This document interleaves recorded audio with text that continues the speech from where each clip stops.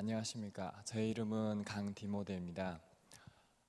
저는 북한에서 태어나고 싶지 않았는데 어쩌다 보니까 북한에서 태어나서 이 자리에 서게 됐습니다. 여기 계신 분들 중에도 이제 대한민국에서 태어나고 싶은데 쉽지 않은데 어쩌다 보니까 대한민국에 태어나신 분 혹시 계십니까? 저는 대한민국 분들 중에 세 가지가 부럽습니다. 첫 번째는 대한민국에서 태어난 게 부럽습니다. 그리고 두 번째는 부모님이 다 계신 분들이 부럽습니다. 부모님이 안 계시더라도 부모님 사진 한 장 가지고 계시는 분들이 부럽습니다. 저는 부모님도 없고 사진도 없습니다.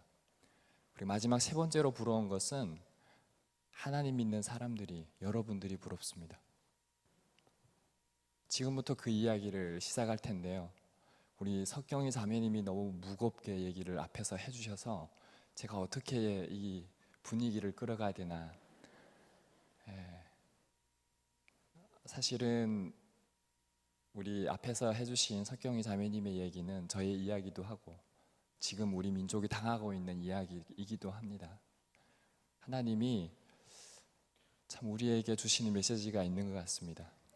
우리 한번 이야기를 이어가 보도록 하겠습니다. 한번 PT 넘겨주시면 제가 오늘 말씀은 하나님이 북한을 사랑하사라는 주제로 이야기를 한번 해보려고 합니다. 인간의 관점이 아니라 정치적인 관점이 아니라 하나님의 관점으로 하나님이 정말 북한을 사랑하시나? 저는 이게 예수님 믿고 나서의 가장 큰 질문이었는데 이 답을 하나님 안에서 한번 발견하게 되었습니다. 그래서 제 삶을 통해서 하나님이 어떻게 북한을 사랑하고 계시는지를 한번 풀어보도록 하겠습니다. 다음 슬라이드 넘겨주시면요. 저는 2008년도가 아니고 98년도에 처음으로 북한에서 중국으로 넘어가게 됐던 이유가 있는데요. 그것은 1994년 7월 8일 김일성이 죽게 됩니다. 우리 대한민국에만 하나님 있는 게 아니고 북한에도 하나님이 있습니다. 삼위일체 하나님이 계시는데 다 알고 계시죠? 우리는 성부, 성자, 성령 하나님을 믿지 않습니까? 근데 북한에는 김일성, 김정일, 김정은 그 수령님을 믿어야 되는 거죠. 그런데 김일성이 죽었어요. 그러면 어떻게 되는 겁니까? 모르겠죠. 북한 사람들은 다 압니다. 세계가 망할 거라고. 그렇게 세뇌받고 살아왔습니다. 김일성이 죽고 나니까 이제는 세계가 망하겠구나 라는 이런 사고를 가졌던 겁니다. 그런데 결국은 김일성을 죽였습니까? 살렸습니까? 살렸죠. 미이라 만들어 놨지 않습니까? 어마어마한 돈을 들여가면서. 그리고 영생탑을 짓습니다. 그리고 금수산 기념궁전을 만들어서 보존하죠. 그래서 구호를 만듭니다. 위대한 수령 김일성 동지는 영원히 우리와 함께 계신다. 그거를 전 방방 곳곳마다 기념 탑을 세워가지고 세워놓습니다. 그래서 많은 사람들이 이렇게 북한에 좀 공부를 해보면 주체사상이라는 이데올로기가 꼭 나오는데 모든 것 위에 인민이 있고 인민 위에 수령이 존재하는 수령론. 그래서 모든 우리의 생명은 예수의 피로 인해 생명이 주어진다라고 말씀하지만 북한에서는 정치적 생명체를 얘기하는 겁니다. 그 정치적 생명은 누구로부터 오냐면 김부자들을 통해서 온다라고 교육을 시키는 거죠. 거의 기독교하고 유사합니다. 북한에. 그런 체제에서 결국 김일성이 죽고 나니까 많은 사람들이 혼란의 시기가 오는 거죠. 그러니까 결국은 김일성을 죽이는 것이 아니라 미이라로 남겨둬야 되는 상황이 생긴 겁니다. 그런데 놀라운 일이 일어납니다. 1995년도 몇십 년 만에 있을 만한 대홍수가 일어납니다. 그리고 1996년도 똑같이 재앙이 일어나는데 또 몇십 년 만에 일어날 것 같은 대홍수가 일어나는 겁니다. 그렇게 2년을 연이어 홍수가 일어나면서 모든 곡식과 나무들을 쓸어서 갑니다. 그러면 1997년도는 어떨까요? 1997년도는 어마어마한 가뭄이 생겨납니다. 100년에 한 번 일어날까 말까 하는 가뭄이 생겨나서 결국 북한 안에서 식량 부족이 생기는 거죠. 북한의 제도는 좀 우리 자본주의와는 좀 다릅니다. 우리는 노동을 통해서 어찌 보면은 그 수당을 받는 거지만 북한은 노동을 통해서 수당을 받는 게 아니라 국가로부터 배급을 받습니다. 그래서 배급 제도이거든요. 그런데 결국 정부가 식량이 부족하다 보니까 배급을 주지 못하는 겁니다. 모든 사람이 우리는 여기서 어떻게 살아야 되는지 압니다. 자급자득이라고 하잖아요. 일하는 것에 대한 또 대가를 받고 살아가는데 북한에서는 괜히 국가만 의존하게 되어 있지 국가가 도와주지 않으면 어떻게 살아야 되는 방법을 가르쳐 주지 않았습니다. 그래서 국가가 배급을 주지 않다 보니까 정말 많은 사람들이 굶어 죽는 대량 아사의 사태가 생기는 거죠. 대략 몇만 명이 죽었냐면 300만 명 정도가 죽었습니다. 300만 명이면 대략 가늠이 안 되실 텐데 6.25 전쟁으로 인해서 남과 북이 6.25 전쟁으로 죽은 인구수가 대략 300만 명 정도가 됩니다. 전쟁 한번 일어나서 죽게 되는 인구만큼 북한에서는 대한민국에서 한 3시간에서 5시간만 올라가면 있는 북한에서 그 대량 아사가 생겨난 거죠. 옆에 분들 한번 보시기 바랍니다. 네, 참 아름답죠. 하나님의 형상 얼마나 아름답습니까? 그런데 자고 일어나서 내일 아침에 못 본다고 생각하시면 어떻겠습니까? 저는 학교를 가고 나서 다음 날 되면 그 친구들을 볼 수가 없었습니다. 그 이유는 굶어서 죽었기 때문입니다. 이렇게 살아남아서 이 자리에 서 있는 게 용처럼 느껴질까요? 아니면 죄책감이 더 클까요? 그래서 이 자리에 앞에 계신 우리 석경이 자매님도 그 호소를 하는 것 같습니다. 우리에게는 그 한이 있습니다. 트라우마가 있죠. 전쟁의 트라우마도 있고, 그리고 그 굶주림에 대한 그 가난에 대한 트라우마, 또 탈북하게 되면 탈북에 대한 트라우마, 정말 많은 것이, 그래서 복음만이 복음 통일을 가져올 수 있고 복음만이 치유의 역사를 가져와서 이 한반도를 회복시킬 수 있다라고 저는 봅니다. 이런 아픔 속에 살아가고 있는데 어느덧 복음과 같은 소식이 들리기 시작합니다. 북한에서는 닫아놓고 결국 북한만 잘 산다고 얘기하거든요. 인터넷이 안 되죠. 핸드폰 쓸 수 없죠. 그리고 외부 소식을 접할 수 없으니까 내 나라 제일로 좋아, 이국의 들가에 피어난 꽃도, 이런 북한 노래가 울리고 TV가 나오면 북한이 제일 좋은 나라인 줄 알아요. 다른 세계를 볼 수가 없었으니까. 굶어 죽으면서도 정말 북한이 제일 잘 사는 줄 알았습니다. 그런데 결국 중국에 갔다 온 사람들이 저에게 그런 얘기를 합니다. 중국에 가면 강아지가 쌀밥을 먹는답니다. 저도 나름대로 북한에서 꿈이 있었습니다. 그 꿈이 뭐냐면 옥수수밥이라도, 이게 좀 북한하고 남한 차이가 있는데 짐승이 먹는 사료라도 배불리 먹었으면 좋겠다라는 게 꿈이었습니다. 여기 청년들도 몇 분 계시는데 청년들은 이 말이 무슨 말인지 이해 못합니다. 배고프면 라면 먹으면 되잖아요. 라면 없습니다. 그러면 과자 먹으면 되잖아요. 과자도 없습니다. 그래서 정말 짐승이 먹을 수 있는 풀과 이런 능제와 비듬과 이런 돼지풀들, 쑥과 이런 걸 뜯어 먹었거든요. 그랬는데 중국에 가면은 강아지가 쌀밥을 먹는다니 이게 웬 말입니까?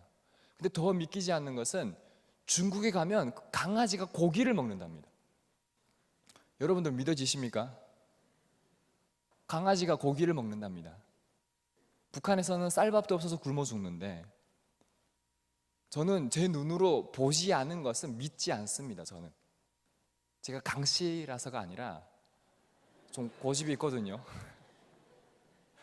저는 믿지 않습니다. 그런데 제가 탈북을 해서 보니까 이게 탈북하기 전에 슬라이드 한번 보시면 저 어두운 지역이 북한의 남양 지역입니다. 그리고 중간에 두만강이고요. 그리고 빛이 있는 쪽이 중국 도문 지역입니다. 한번 중국 도문 지역에 나중에 북중석경 지역 가보시게 될 텐데 가보시면 꼭 한번 북한 쪽을 바라보십시오. 그러면 불이 없습니다. 그리고 산을 보면 민둥산입니다.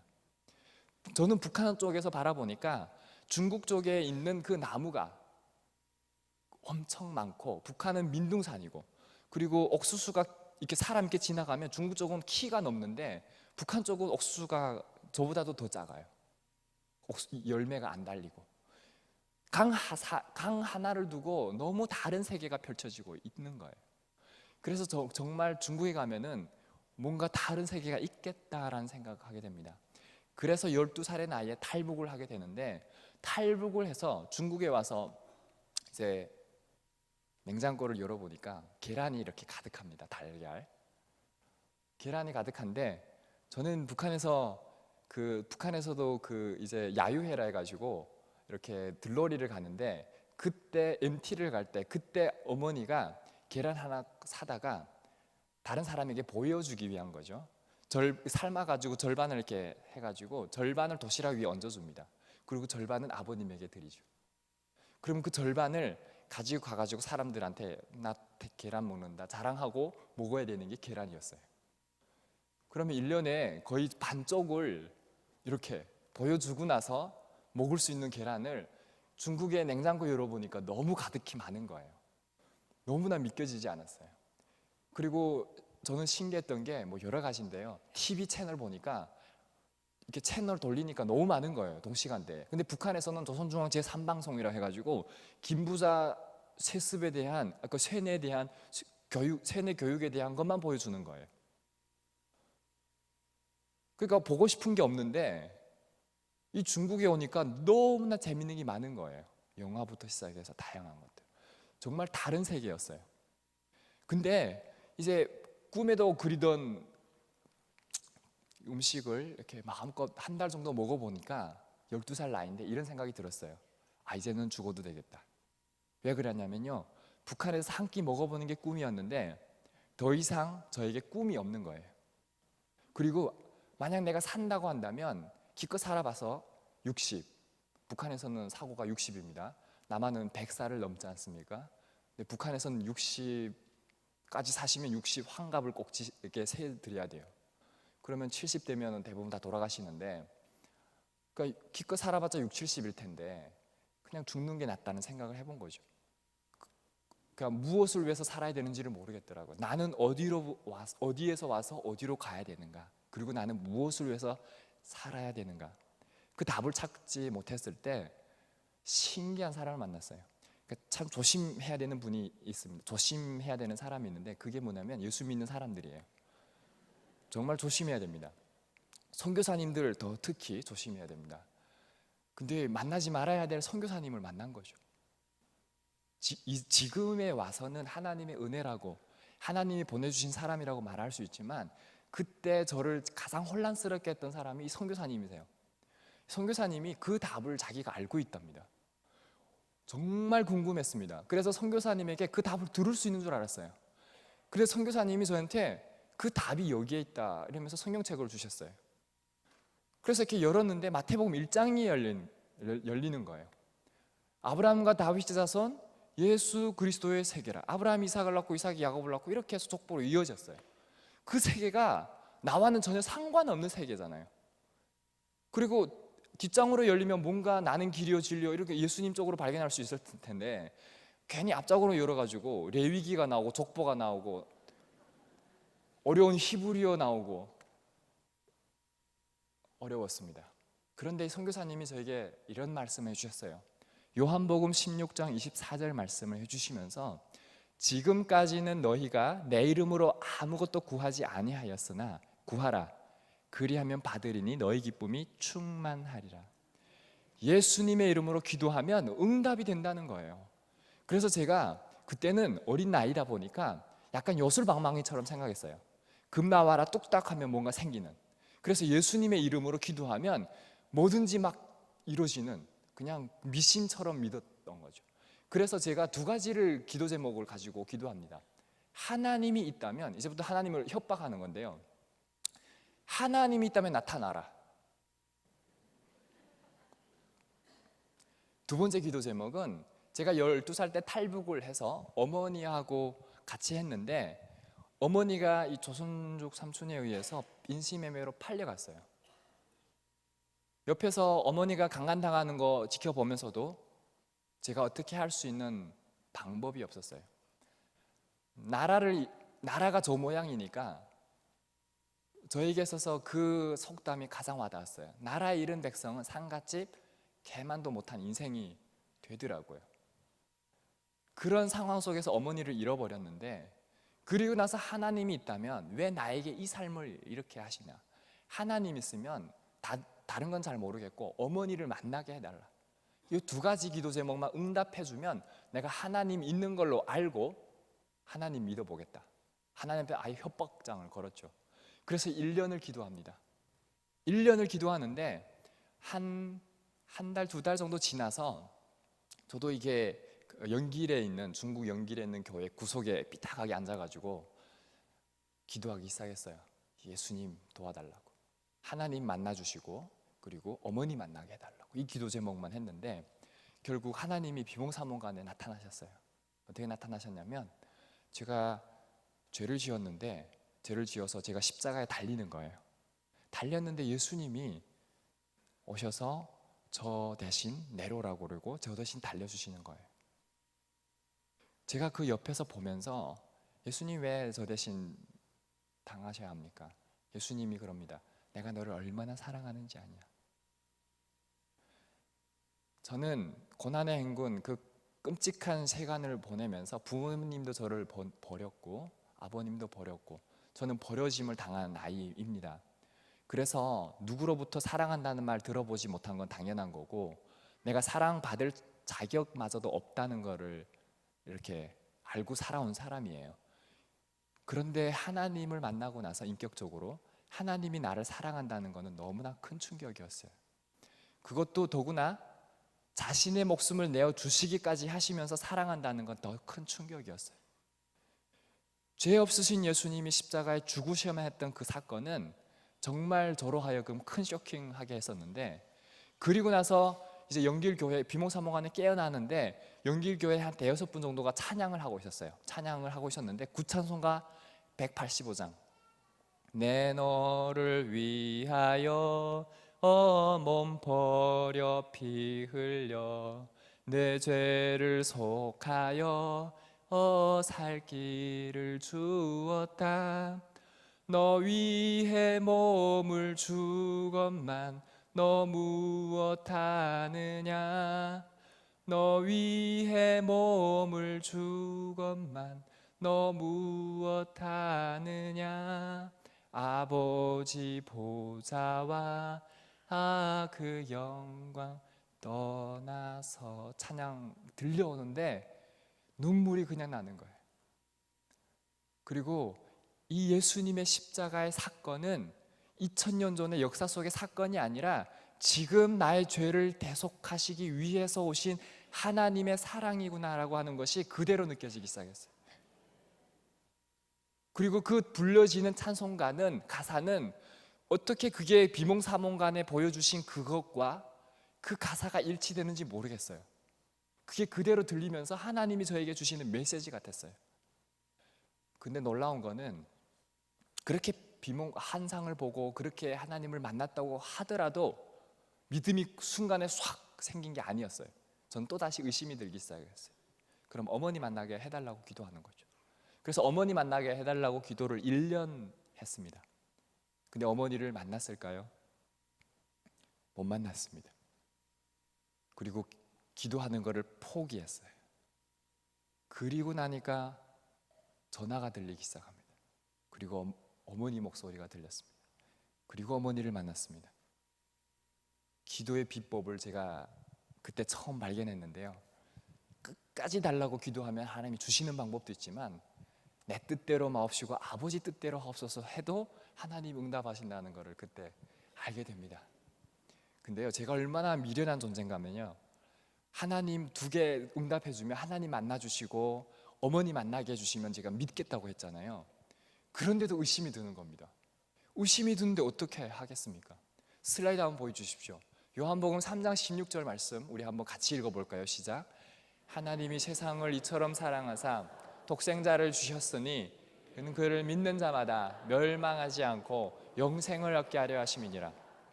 예수님의 십자가의 사건은 믿어지는데 저는 저 첫 구절이 이게 믿어지지 않는 거예요. 하나님이 세상을 이처럼 사랑하사, 이거는 믿어지지 않았어요. 저 안에는 남한만 있는 것 같고 북한은 없는 것 같은 거예요. 300만 명이 굶어 죽어갈 때 하나님은 어디에 계셨습니까?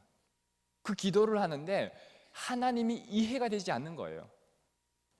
그래서 기도를 하는데 하나님이 누가복음 16장 19절에서 31절 말씀, 부자와 나사로의 비유를 통해서 하나님이 깨닫게 해주시는 겁니다.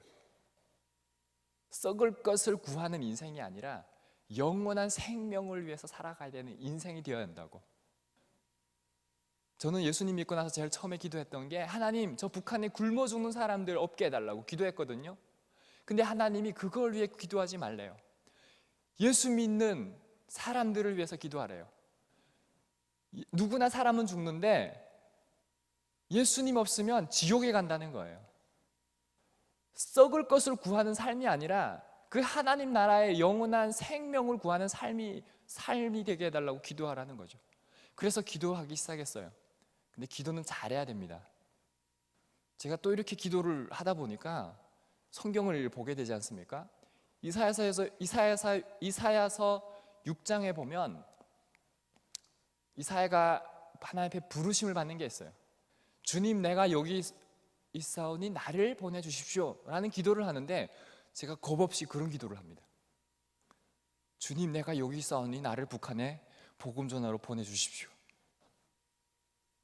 그리고 에스더서도 조심히 읽으셔야 되는데, 에스더서 모르드게 이때를 위함인지 어찌합니까? 나라가 위기에 당했을 때 그 말을 듣고 또 에스더가, 이게 왕의 허락 없이 왕에게 나가면 죽을 수 있거든요. 근데 이 민족을 구하겠다고 죽으면 죽으리다 이러고 나가요.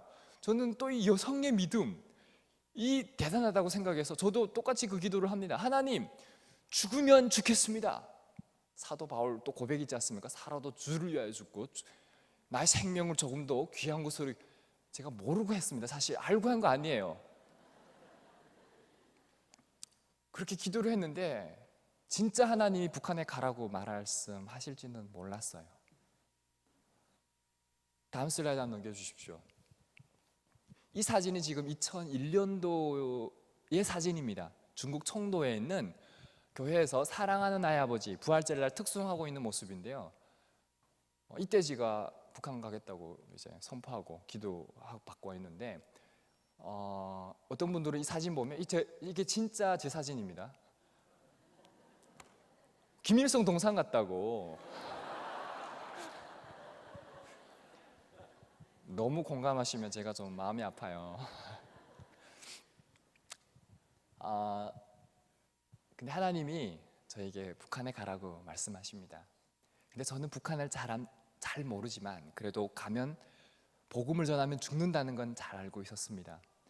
그래서 기도를 하는데 하나님이 환상을 보여주시면서 북한에 가서 복음을 전하는 것을 하나님 막 보여주시고, 여호와 이레의 하나님이 먼저 가셔서 하나님의 그 일들을 하시는 것을 막 보게 하시는 거예요. 그래서 저를 키워준 남한 선교사님이신데, 이 선교사님 찾아가서, 선교사님 제가 북한에 복음 전하러 가겠습니다 라고 말씀드렸더니, 너 지금 15살 나이에 들어가서 복음 전하지도 못하고 죽는다. 그러니까 나중에 크면 북한에 복음의 문이 열리면 그때 들어가서 복음을 전해라 라고 말씀해 주셨어요.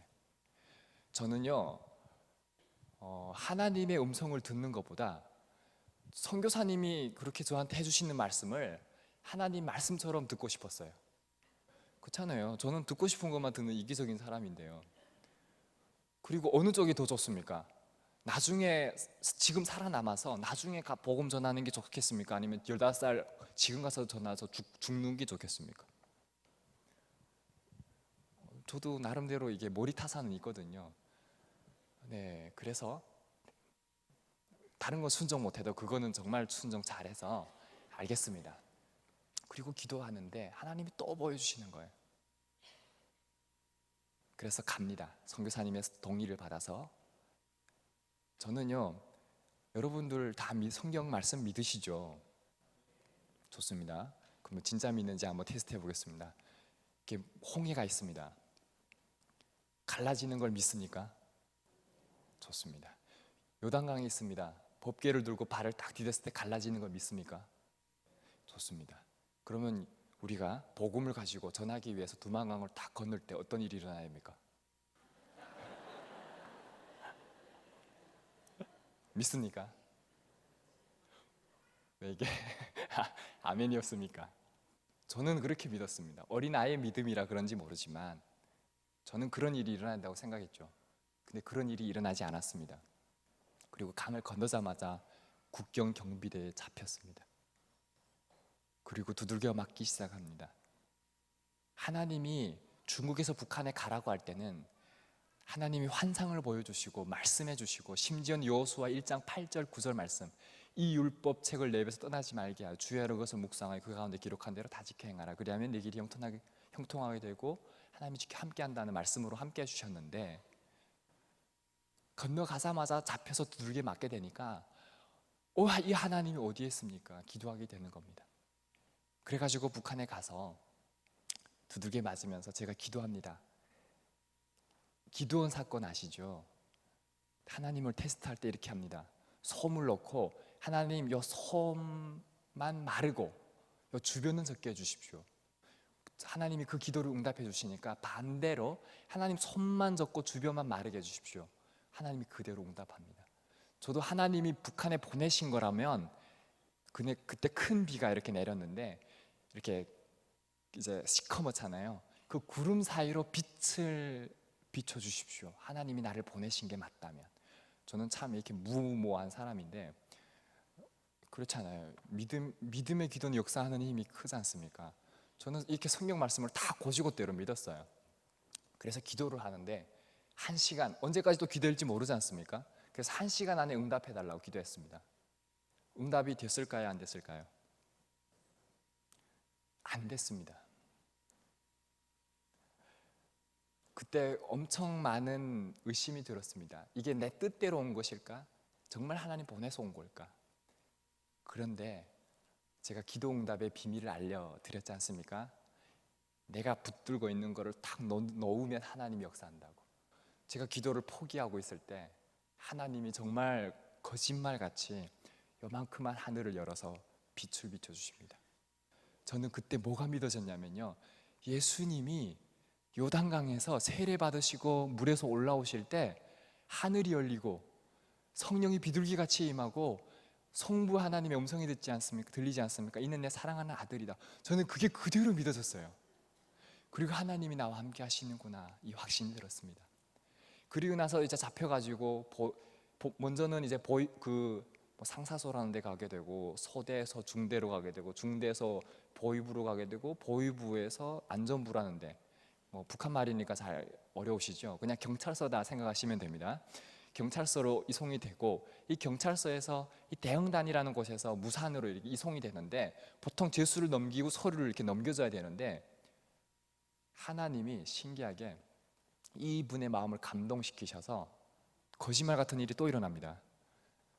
이 서류를 찢어버립니다.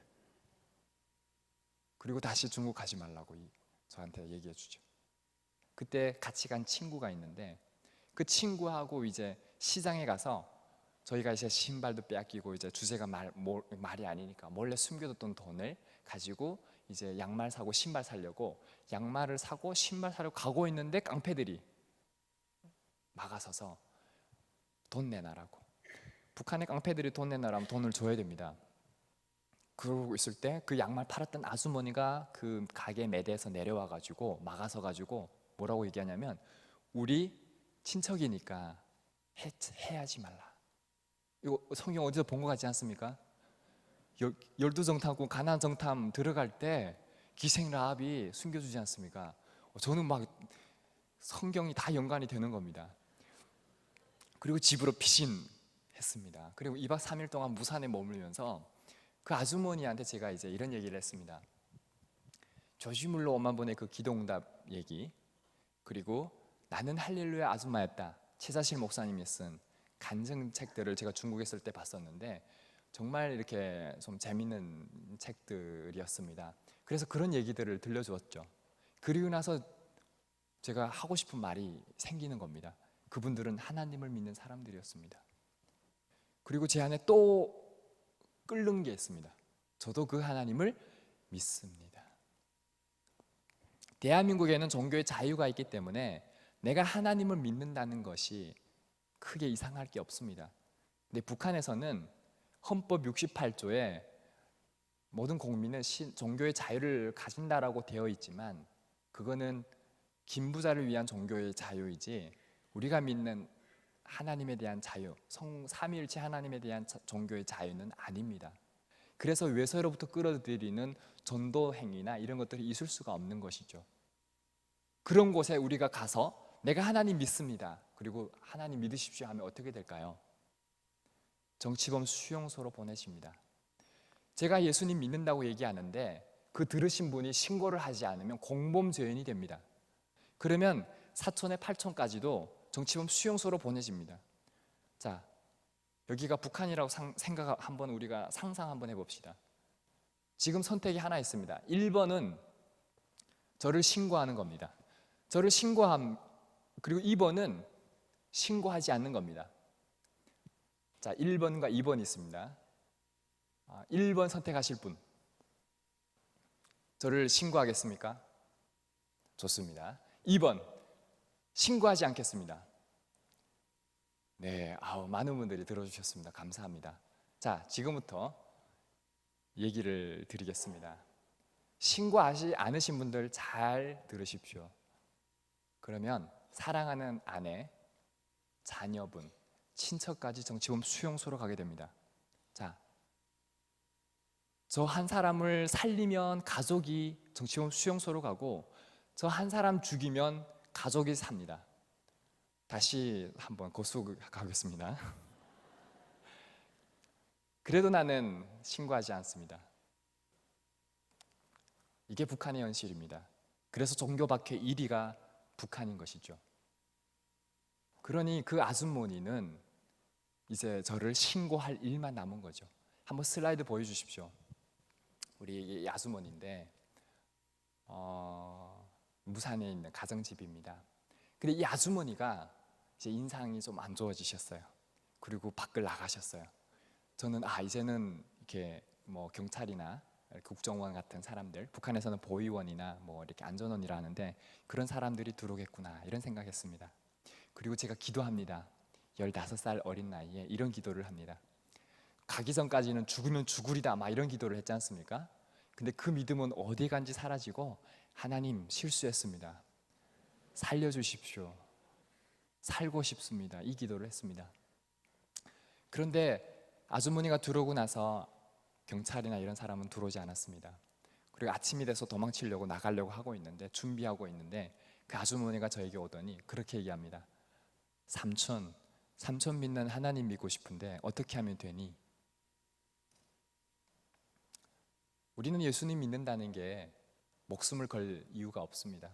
근데 북한에는 예수님 믿는다는 것은 목숨을 걸어야 됩니다. 저는 그 시간에 참 많은 생각이 들었습니다. 나는 아무것도 할 수 없는 존재이지만 하나님이 나를 도구로 쓰시는구나. 하나님의 일은 내가 한다고 생각했지만 하나님의 일은 하나님이 하시는 거구나. 하나님이 얼마나 저 아주머니를 사랑하면 아무것도 아닌 보잘것없는 저를 그 땅에 보내서 이 복음의 역사를 이루어 가실까. 저는 어려서부터 말씀을 많이 외웠습니다. 하루 아침에 매일 아침마다 5구절씩 외웠는데 그 외운 말씀들을 계속 적어주기 시작했고 그리고 영접기도 시켜드렸고 그리고 예수님의 이름으로 사탄아 떠나갈지어다. 북한에 가면 영적 눌림이 있고 영적 세계라는 게 너무 많이 느껴져요. 그래서 우리의 이 영적 공격을 물리칠 수 있는 것은 예수의 이름에 있거든요. 예수 이름 위에는 건세가 있고 능력이 있고 회복이 있고 치유가 있고 사탄 마귀들이 떠나가는 거잖아요. 북한에는 이게 더더욱 필요한 거예요. 이 대한민국도 마찬가지죠. 동성애부터 시작해서 모든 것이 예수 이름으로 물리쳐야 되는 것이죠. 그래서 북한에 가서 이거를 제일 먼저, 그리고 나서 이 아주머니하고 마지막 이제 악수하면서 허구하는데, 그리고 제가 기도를 어디 가든 아주머니를 위해서 기도하겠습니다 라고 말씀을 드렸습니다. 그리고 이제 그 아주머니 얼굴을 보는데 울면서 웃으면서 보여지는 그 속에 제가 십자가에 달렸을 때 대신 제 십자가를 지셨던 예수님의 얼굴이 보이기 시작합니다. 그리고 제 안에 음성이 들리기 시작합니다. 내가 북한을 얼마나 사랑하는지 아니? 북한 사람들은 저주받아야 할 대상들이 아니라 예수 그리스도를 통해서 회복되어야 할 하나님의 형상들이야. 그때부터 북한 사람들이 달리 보이기 시작했습니다. 그들은 저주받아야 할 대상들이 아니라 예수 그리스도를 믿음으로 인해서 회복되어야 할 하나님의 자녀들이라는 것을 보게 됩니다. 그리고 나서 성령이 충만한 것을 그때 다시 경험합니다.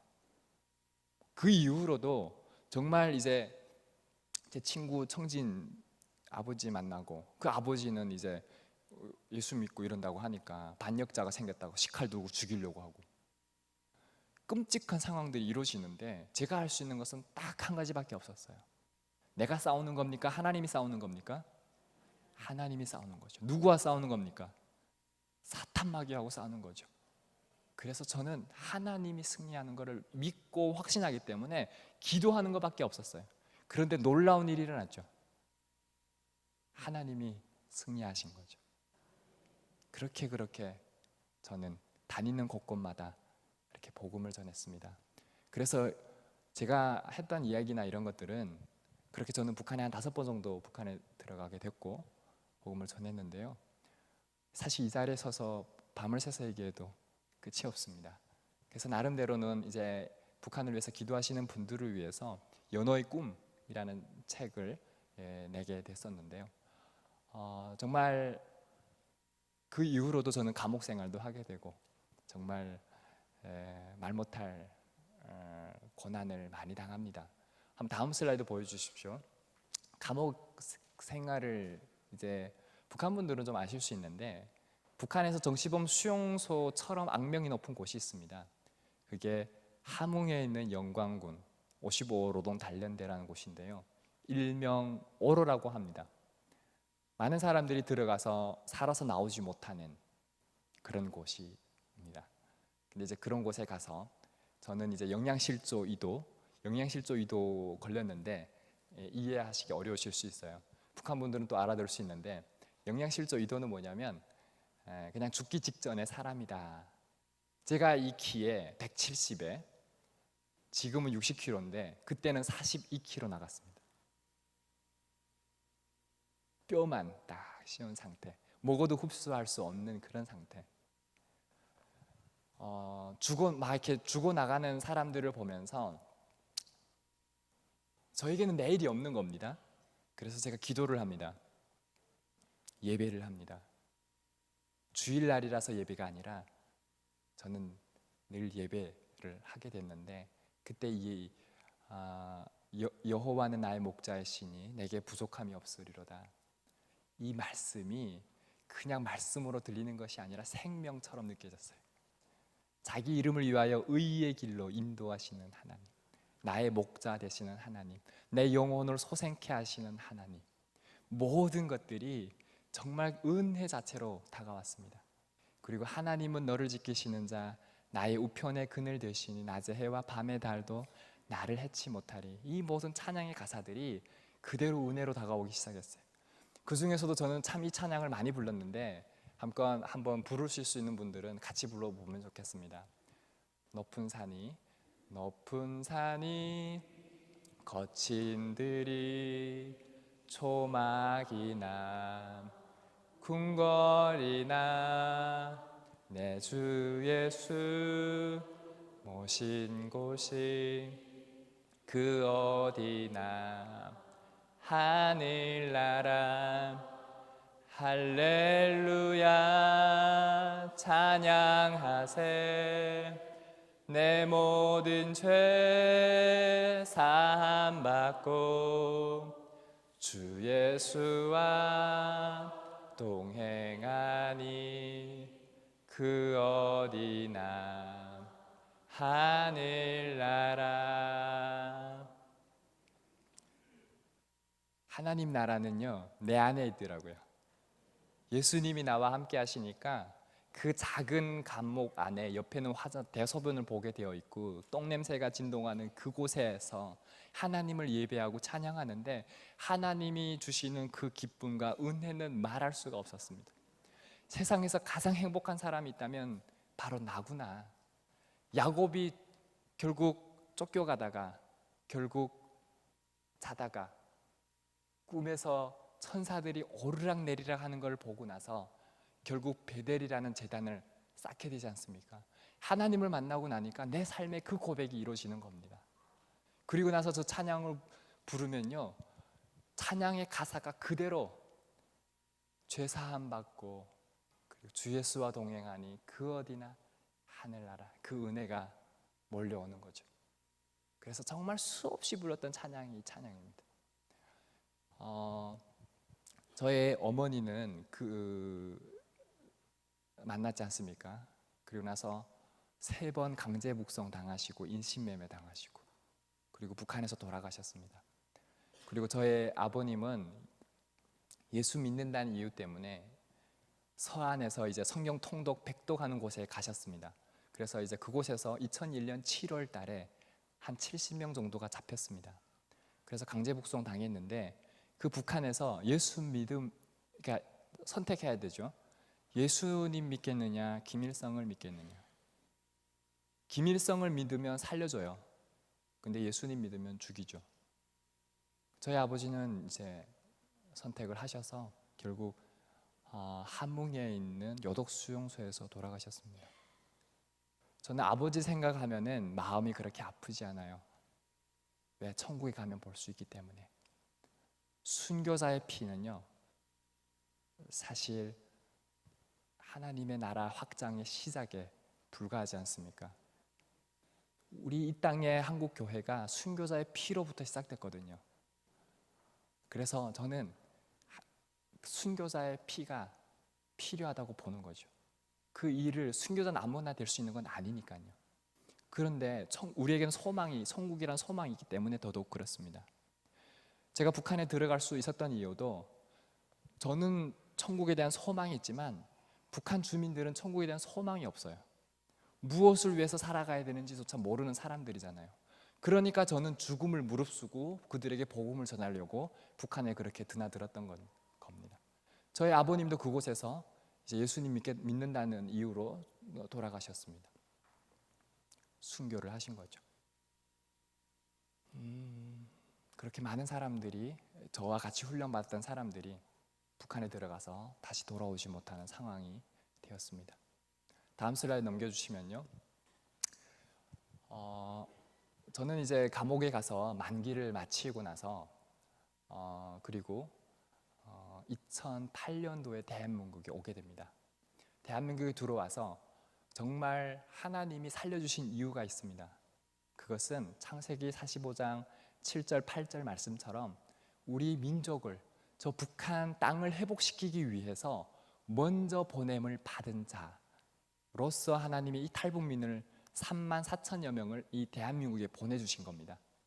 그래서 결국은 우리가 복음 통일을 잘 준비해서 정말 하나님이 다시 한번 이 남과 북의 한반도의 복음 회복을 허락하시기 작정하셨기 때문에 그들을 우리가 예수의 복음을 전해서 예수의 제자로 양육해서 결국 이 나라에 쓰임받는 하나님의 일꾼들이 될 필요성이 있다라고 하는 것이죠.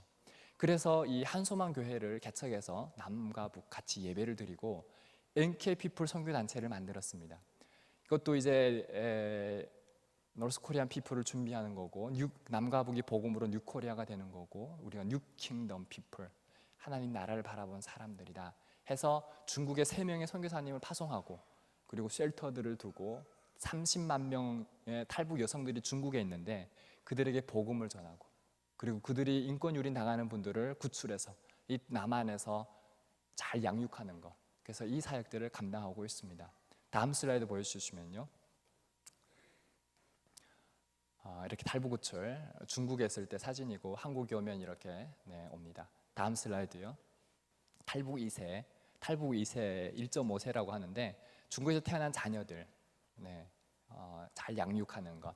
그래서 복음이 얼마나 위력이 있냐면요, 이 탈북 2세들은 아버지 중국 사람이고 어머니가 탈북 여성인데 그 사이에서 태어난 중국 자녀들이죠. 그래서 중국 호적을 취득할 수 있는데 이 대한민국에 어머니가 오게 되지 않습니까? 그러면 어머니 때문에 대한민국 국적을 또 취득할 수 있는 사람들이에요. 그러나 북한에서 태어나지 않았기 때문에 대학교나 이런 혜택들이 많이 제한을 받습니다.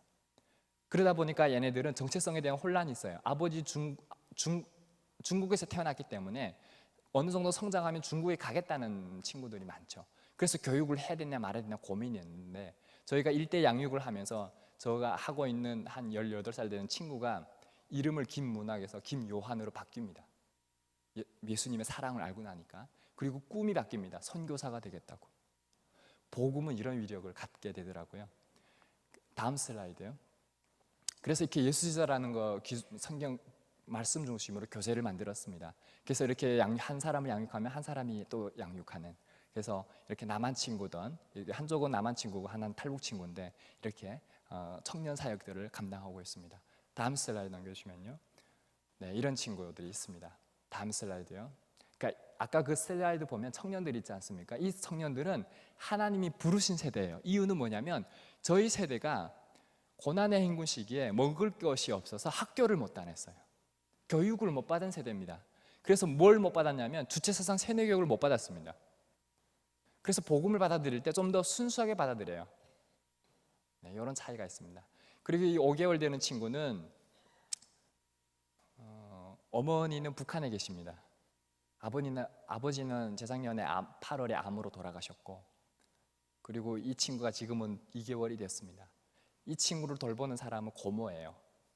근데 고모 아이는 어디 있냐면 북한에 있습니다. 이 아기 어머니는 북한에 계시고 북한에서 누구 아이를 돌보냐면 고모 아이를 돌봅니다.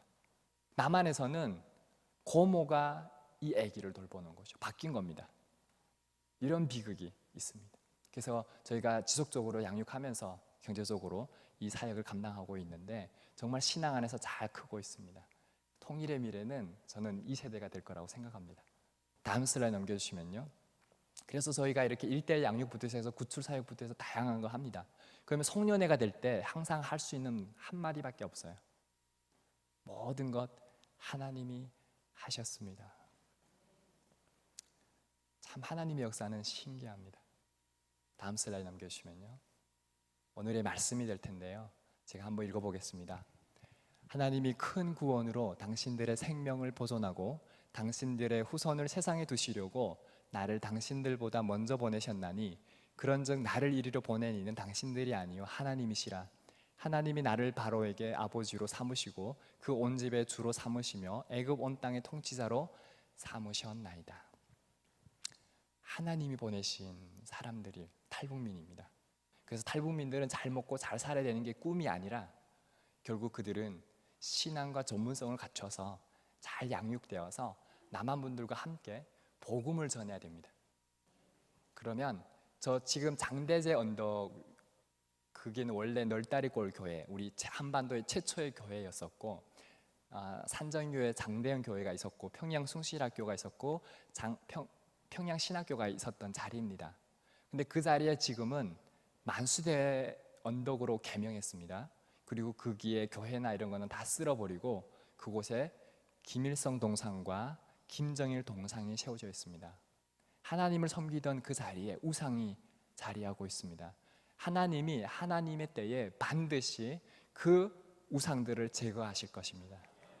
그리고 정치범 수용소에 갇혀 있는 수많은 예수 믿는 사람들을 하나님이 자유케 하실 것입니다. 그들과 함께 우리는 남과 북이 다시 한번 그 장대현 교회 자리, 그 우상들을 제거하고 그곳에서 하나님을 경외하는 날이 반드시 올 것입니다. 우리가 기도하는 그 기도는 하나님이 반드시 들어주십니다. 그래서 우리가 믿음을 가지고 기도하는 것이 얼마나 중요하냐면요, 예레미야서 5장 1절에 보면 진리와 공의를 정의를 행하는 한 사람을 찾으면 이 성을 사해 주겠다. 에스겔서 22장에 보면은 나로 성벽 사이에 막아서서 멸하지 못하게 할 한 사람을 찾다가 얻지 못한 거로 그 성을 멸하였다고 말씀하거든요. 왜 하나님은 이 한 사람에게 집착하시는 걸까요?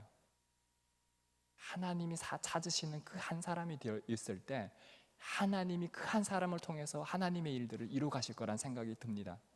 그 한 사람이 누군가가 아니라 바로 나 자신이 하나님 앞에 코람되어의 삶을 살 때 하나님이 그 역사를 이루실 거란 생각이 듭니다. 왜 그러냐면요, 믿는 자의 기도는 역사하는 힘이 크기 때문에 그렇습니다. 우리가 싸우는 겁니까? 하나님이 싸우는 겁니까? 하나님이 싸우는 겁니다. 김정은 핵 그것보다 더 위대하신 분이 누구십니까? 하나님이시기 때문에 그렇습니다. 그래서 우리가 예수의 이름으로 기도합시다. 예수의 이름으로 기도해서 저 땅의 어두움에 있는 그 아무것도 아닌 핵 같은 거, 그 아무것도 아닌 우상단지들을 다 제하여 버리고 다시 한번 하나님만 섬기는 이 한반도가 되기를 기도했으면 좋겠습니다. 감사합니다.